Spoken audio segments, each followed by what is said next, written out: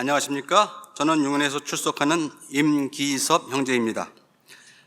먼저 누더기와 같은 인생을 산 저를 이 자리에까지 세워주신 하나님 아버지의 크신 은혜에 감사와 찬송과 존귀와 영광을 올려드립니다. 제가 처음 출석한 것은 지난 5월 초쯤부터 시작해 이제 넉 달째 출석하고 있습니다. 지인이 소개해준 유튜브를 통하여 정동수 목사님의 말씀을 7년 전부터 들어왔고, 예배는 코로나 기간부터 집에서 역시 유튜브로 드려왔던 터라 교회의 진행과 형제 자매님들이 낯설기보다는 조금은 익숙해 있었기에 적응이 좀 더 수월하지 않았나 싶습니다. 교회를 다닌 지는 40년가량 되었기에 어떤 교회를 가더라도 위축되거나 어려워해 보지는 않았으나 사랑집례교회를 막상 출석하라니 생각이 많아지더군요.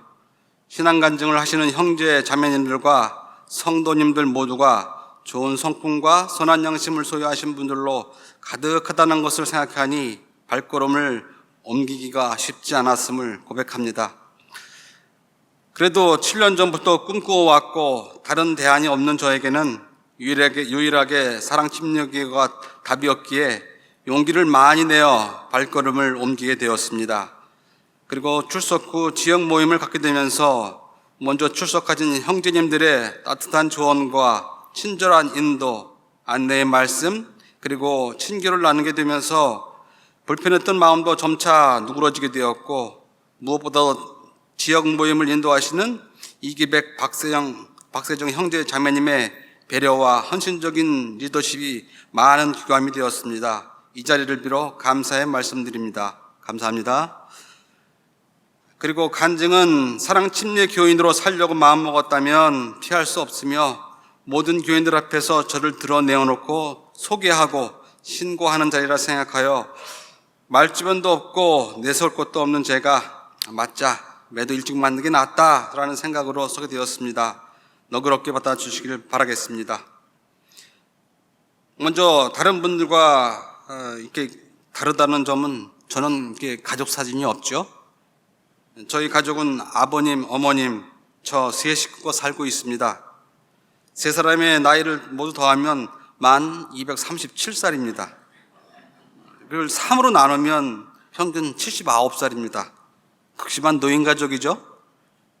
두 분 부모님의 구원 해결이 저에게는 인생 최대의 과제라 먼저 다니던 교회를 나와 사랑침례교로 모시고 나오기를 고대했었으나 코로나가 가로막아 집에서 예배를 함께 드렸고 두 분은 모두 예배엔 참석하지 못하고 예배에 적응을 못하시더군요. 참고로 두 분은 저와 함께 예전에 짧게 교회를 다니셨던 시기는 있었습니다. 그러나 저도 그 교회를 나오게 되면서 두 분의 믿음을 유지하지 못하게 해드려 제가 죄인이 된 것 같습니다. 두 분은 현재 천주교를 유지하고 계십니다. 앞에서 언급했지만 교회를 다니게 됐던 것은 1982년도, 그러니까 한 40여 년 전 됐죠. 그때나 지금도 믿음이 신실한 친구의 권유로 나가기 시작했습니다. 그 교회는 청소년 목회를 한다고 친구가 소개해 주었는데 중고등학생들이 절대 다수였고 저는 대학생이었으니 나이가 많은 부류에 속했었습니다. 이사야서 43장 21절 말씀을 보면 이 백성은 내가 나를 위하여 지었나니 그들이 내 찬양을 전하리로다라는 말씀이 있는데 이 말씀을 기초로 해서 찬양과 음악을 전도의 수단, 도구로 사용했었습니다. 또한 시편 110편 1절에서 3절 말씀을 보면 새벽 이슬 같은 주의 청년들이 주께 나오는도다 하라는 구절이 있는데 이 구절을 이용해서 학생들과 청년들에게 순수함과 특별함을 부여해 세상과는 다른 주의 청년들이라고 부추기며 우리라는 잘못된 틀에 가두어 두었었습니다. 매일 새벽 예배부터 시작하여 예배 드리다가 각자 학교로 가고 직장으로 가고 등교하고 출근하고 났다가 다시 하교하고 퇴근하면 다시 교회로 모여서 저녁 예배 드리고 음악 연습한 그런 생활을 반복하는 구조였습니다. 그리고 학생 청년들에게는 개인의 사생활, 또 개인의 일탈, 구성원끼리 연애하고 또 결혼하는 것, 이런 것들은 엄격히 단절되었었습니다. 그리고 이 모든 사람들에게는 달리는 말의 채찍을 가듯 달리기만 하는 그런 했던 기억이 생생합니다. 그런데 그 많았던 성경 공부를 통하여 배운 게 지금은 하나도 기억나는 게 없습니다. 무엇을 배웠는지 참 답답합니다. 그리고 그렇게 많은 공부를 하면서 구원의 확신을 갖지 못한 건 저의 잘못이었을까요? 또한 천국은 여기 있다 저기 있다가 아니라 우리가 살고 있는 이곳이 천국이어야 한다라고 가르쳤으며, 돈은 버는 것보다 쓰는 게 우선이라고 가르쳐 청년들을 미혹에 빠뜨렸습니다.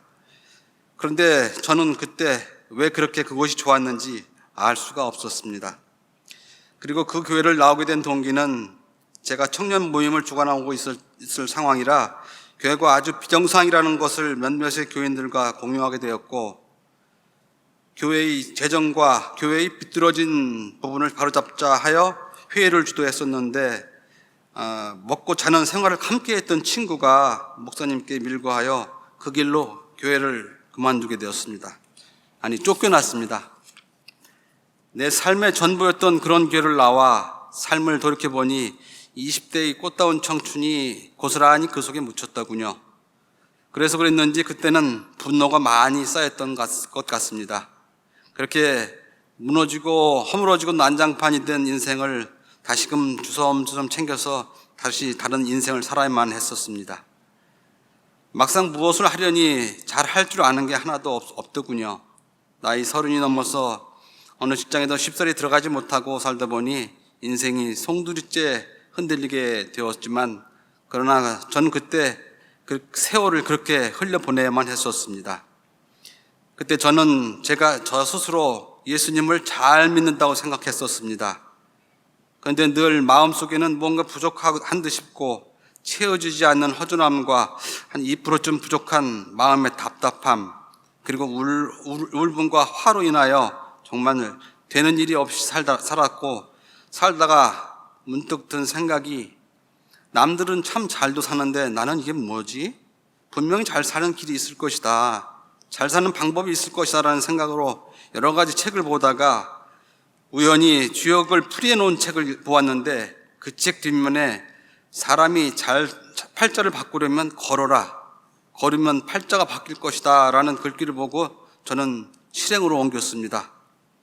2009년 9월 3일부터 10월 28일까지 동해안 최북단 철책 아래 명팔이라는 마을을 시작으로 해서 동해안을 걸어서 부산까지, 다시 부산에서 남해안을 걸어서 해남까지, 완도에서 배 타고 제주도 건너가서 올레길 240km를 걷고 다시 해남에서 서해안을 걸어서 임진각까지 55일을 무사히 걸었던 적도 있었습니다. 그런데 이 모든 걸 경험한 것은 바로 꽝이었습니다. 모든 것이 허사였습니다. 이러한 것들이 마음의 위안과 건강상 증진 또는 인생의 동기부여쯤은 될 수 있을지 몰라도, 무언가가 바뀌고 나아지고 잘못된 인생을 바로잡기에는 그런 일과는 전혀 무관한 일이라는 걸 뒤늦게야 깨달았습니다. 그렇게 시간은 지나 2015년에 전에 다니던 교우 한 사람을 25년 만에 아주 우연하게 만나게 되어 신앙생활과 사는 이야기를 나누다 자신이 다니는 용인 죽전의 개척교회를 소개받고 출석했었습니다. 2016년엔 그 지인으로부터 정도승 목사님의 설교와 말씀을 이렇게 전해 들었는데, 그때부터 말씀을 이제 듣기 시작을 했습니다. 처음 들었던 말씀은 그리스도인은 단순하게 살아야 한다라는 말씀을 시작으로 말씀을 듣는 일에 아주 푹 빠졌던 기억이 납니다. 그 후로 사람이 좀 변하게 되더군요. 세상 친구와 모임, 동창회 등등은 모두 끊게 되었고 세상 음악도 모두 끊게 되었습니다. 그렇게 하여 킹제임스 흠정역 큰 글자 성경을 구입하여 큰 기쁜 마음으로 읽게 되었습니다. 그러다 어느 날인지 알 수는 없지만 예수님을 인격적으로 만나게 되었습니다. 바로 구원의 확신을 감격적으로 맞이하게 된 것이죠. 누더기와 같은 인생, 죄와 사망에서 헤매이던 저를 영원한 생명으로 옮겨주신 하나님께 감사와 찬송과 존귀와 영광을 올려드립니다. 이렇게 하여 사랑침례교회 성도로 살기로 결심하게 되었습니다. 이제 사랑침례교회에 나와서 달라진 장점과 단점을 몇 가지 말씀드리겠습니다. 장점으로는 첫째, 교회를 매일 또는 하루에 2번, 3번을 안 가도 된다는 점. 두 번째, 교회에서 정해놓은 틀에 얽매이지 않고 영혼의 자유를 누리고 신앙생활을 마음껏 할 수 있다는 점. 세 번째, 가족의 의미와 가장의 책임에 대해 깨우쳐 주신 점. 아마 이 말씀들로 인해서 제가 책임감을 느껴서 그런지 지금은 밤낮으로 16시간을 일하고 있습니다. 그리스도인은 반드시 자유민주주의 시장경제체제에 입각한 보수주의여야 한다는 점. 그리고 다섯 번째는 하나님의 대표적인 속성인 거룩함을 이해하고 깨달아 예수님의 장성한 분량에 한 발씩 다가가는 성화의 삶을 살게 되었다는 점을 꼽을 수 있겠습니다.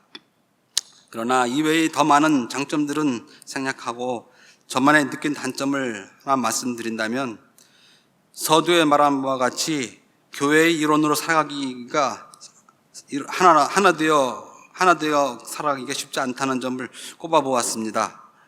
차곡차곡 다져진 신앙의 여정이 결정체처럼 쌓여진 성도님들의 면면이 높은 커트라인을 형성했다고 해야 할까요? 여하튼 저는 제가 교회의 맨 꼴찌에서 문을 닫고 들어가도 좋겠다라는 생각과 각오로 용기를 내었었습니다. 이제 마지막으로 내 친구 이야기를 하고 마치겠습니다. 지금은 많이 미약하지만 저와 내 친구, 아니 믿음의 형제들은 14살 되던 중2 때의 한 분단 같은 착짝이었던 이런 4명의 친구들입니다. 네, 사진에 지금 보이시죠? 이름은 권창한, 경건, 김홍기, 감사, 이영호, 요한, 임기섭, 성화입니다. 네, 제가 살면서 터득한 저만의 교훈을 잠시 말씀드리겠습니다. 첫째, 인간 사용설명서는 성경 말씀이다.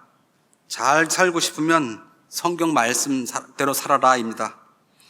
남자가 늙으면, 두 번째, 남자가 늙으면 딱 2가지 중 하나다. 하나는 아주 쓸모가 있거나 또 다른 하나는 아주 쓸모가 없거나입니다. 혹시 공감하시나요? 아마 그렇지 않을 수도 있을 겁니다.